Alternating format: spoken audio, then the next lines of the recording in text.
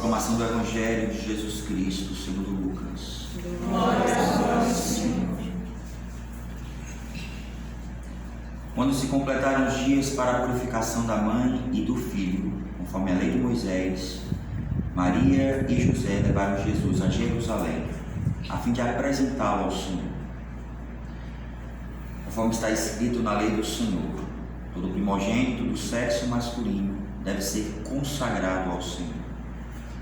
Foram também oferecer o sacrifício, palhobolas ou 2 pombinhos, como está ordenado na lei do Senhor. Em Jerusalém havia um homem chamado Simeão, o qual era justo e piedoso, e esperava a consolação do povo de Israel. O Espírito Santo estava com ele e lhe havia anunciado que não morreria antes de ver o Messias que vem do Senhor. Movido pelo Espírito, Simeão veio ao templo. Quando os pais trouxeram o menino Jesus para cumprir o que a lei ordenava, Simeão tomou o menino nos braços e bendisse a Deus. Agora, Senhor, conforme a tua promessa, podes deixar teu servo partir em paz, porque meus olhos viram a tua salvação, que preparaste diante de todos os povos, luz para iluminar as nações e glória do teu povo Israel. O pai e a mãe de Jesus estavam admirados com o que diziam a respeito dele.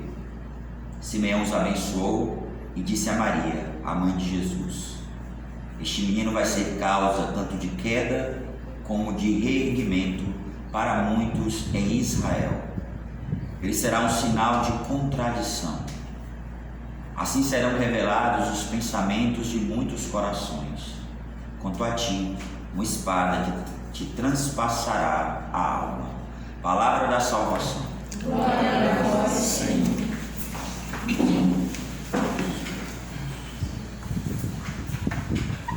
Louvado seja nosso Senhor Jesus Cristo. Para sempre seja louvado.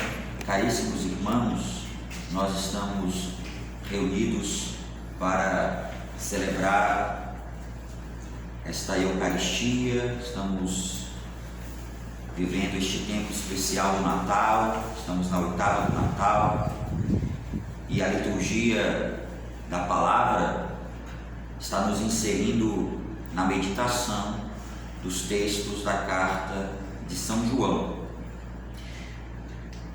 Nesse livro de São João, nesta carta de São João, nós vamos perceber que o autor, ele por diversas vezes vai falar sobre a caridade, sobre o amor.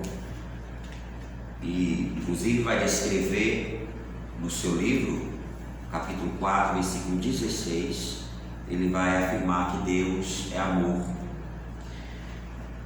Ontem nós escutamos na primeira leitura o autor nos recordar que aquele que não reconhece o seu pecado é um mentiroso.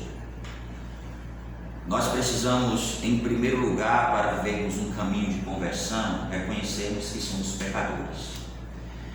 Então, interessante que nós, quando participamos da Eucaristia, você que tem costume de participar da Eucaristia, se você tivesse terminado de se confessar, você acabou de receber o sacramento, você confessou todos os seus pecados com arrependimento, você foi perdoado por Deus de todos os seus pecados, você está em estado de graça, você acabou de ir para a Eucaristia e no momento do ato penitencial você tem que voltar a inclinar o seu coração para Deus e reconhecer o que você não deixou de ser, porque está em estado de graça.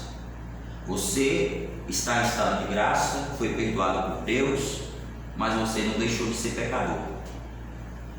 O pecado é uma realidade que faz parte da nossa vida, porque depois que fomos feridos pelo pecado, nós que recebemos a herança dos nossos primeiros pais, o pecado, ele dentro de nós passa a ser aquela inclinação para o mal.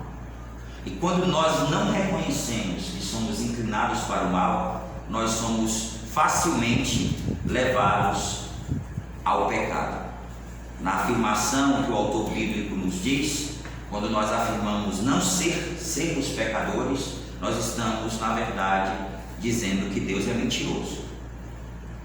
Se não existe pecado, o que as Sagradas Escrituras nos falam sobre Jesus, que se encarnou para nos libertar do pecado, é mentira. Então, a primeira coisa que nós precisamos reconhecer é que somos pecadores. Aliás, o que mais a gente constata é o que, se não me falha a memória, o Papa Paulo VI nos dizia, que o homem deste século, o homem moderno, ele perdeu o sentido do pecado. Isso é concreto, a gente percebe concretamente na vida em sociedade que o homem perdeu o sentido do pecado. E perder o sentido do pecado é colocar em risco a própria salvação. Mas é colocar em risco não somente a nossa salvação pessoal, mas é colocar em risco a ordem de todas as coisas, é colocar em risco a vida em sociedade. Quando a gente não reconhece o erro, nós que somos sujeitos morais, a gente sempre tem falado sobre que nós somos sujeitos morais. O sujeito moral é justamente somos nós homens, somos os filhos de Deus, a pessoa humana capaz de razão. O homem é racional e a razão nos faz capazes de reconhecer que nós cometemos um ato lícito ou ilícito. A razão. Os animais, eles não têm razão. Os animais não são capazes de perceber que um ato cometido é um ato grave, um ato pecaminoso. Os animais são instintivos, mas nós não. Nós somos seres inteligentes. Nós somos pessoa tem inteligência e vontade. Então, somos livres para escolher a santidade, para escolher agir de acordo com o bem para o qual nós somos criados, mas a liberdade, ela nos dá a possibilidade de fazer escolhas, mas não nos esqueçamos que Deus nos escolheu sempre para fazermos o bem, fomos criados para fazermos o bem. Então, somos sujeitos morais e os nossos atos, eles são lícitos ou ilícitos, não existe outra coisa. Os atos que nós cometemos, eles são atos morais, porque atos que passam pela razão. Então, é isso que nos faz compreender que somos pecadores. Não cometemos simplesmente erros, cometemos pecados. Não podemos também deixar de reconhecer isso. Não é um erro, eu tive uma atitude errada. Não, eu cometi um pecado. Um pecado que fere o outro e que fere a Deus. Na primeira leitura de hoje, nós escutamos o mesmo autor, São João, nos dizer: caríssimos, para saber que conhecemos Jesus, vejamos e guardamos os seus mandamentos. Quem diz, eu conheço a Deus, mas não guarda os seus mandamentos, é mentiroso e a verdade não está nele. Então, guardar os mandamentos. Nós sabemos que Jesus nos ensinou que os 10 mandamentos, eles se realizam em 2 mandamentos, em 2 centrais mandamentos, que é o mandamento a Deus. São 3 mandamentos que nós devemos realizar e que estão relacionados com Deus, e 7 mandamentos que estão relacionados com os nossos irmãos.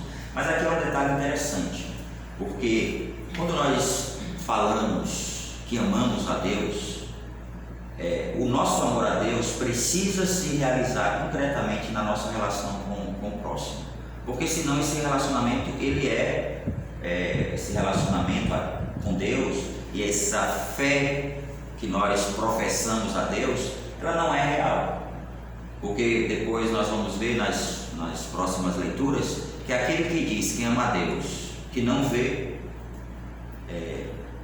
e não ama o próximo que vê, na verdade não está vivendo concretamente os mandamentos. Então, quando nós amamos o nosso irmão que está diante de nós, nós estamos dando realmente testemunho que Deus existe, porque o nosso amor ao nosso irmão está completamente vinculado ao amor que nós temos para com Deus. Por isso que no final da leitura de hoje, nós vamos escutar São João nos dizer: aquele que diz estar na luz, mas odeia o seu irmão, ainda está nas trevas. O que ama o seu irmão permanece na luz e não corre perigo de tropeçar. Mas o que odeia o seu irmão está nas trevas, caminha nas trevas e não sabe aonde vai, porque as trevas ofuscaram os seus olhos. Queridos irmãos, vamos pedir que nessa oitava do Natal, nesse tempo de graça, onde a luz de Deus penetra o nosso coração, visita as trevas do nosso coração, que o Senhor possa visitar também os nossos relacionamentos, a sua luz possa visitar os nossos relacionamentos, para que assim o nosso relacionamento para com os nossos irmãos seja um verdadeiro sinal do relacionamento que nós temos com Deus, com o nosso Salvador. Que o Espírito Santo possa suscitar, Ele que é o amor em nós, o amor de Deus em nós, que Ele possa suscitar esse amor em atos, que Ele possa nos dar realmente nos dar a força necessária para vivermos atitudes concretas nas nossas relações com os nossos irmãos. Louvado seja nosso Senhor Jesus Cristo. Assim seja louvado.